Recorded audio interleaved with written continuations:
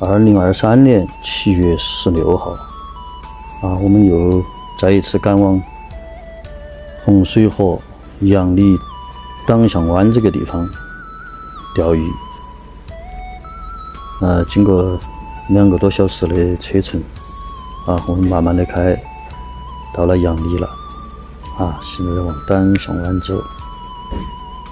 这个地方我们长期在这里钓，这环境不错，服务也很好。我们现在到达码头，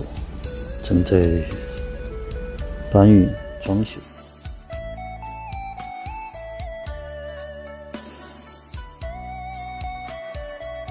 有我的老师84岁了吧，84岁的张启厚老师，还有我们学校的段玉龙老师，还有我小侄儿以及我媳妇，我们5个人。准备钓个4、5天、5、6天吧，根据情况。现在我们正在搬运东西，把生活用品、钓鱼用具全部都搬上去。听说这个地方呢，今年年底吧，是不是也要撤销了这些钓棚为了保护环境，因为广西那边都已经撤了，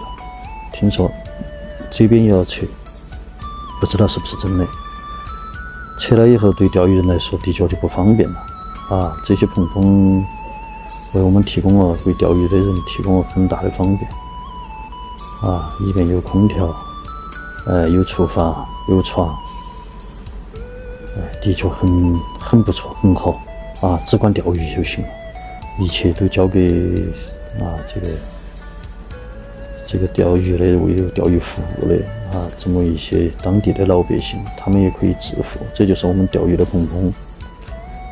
这就是我们的钓棚这个钓棚不错的很大，所以我们在这个地方经常在这个棚钓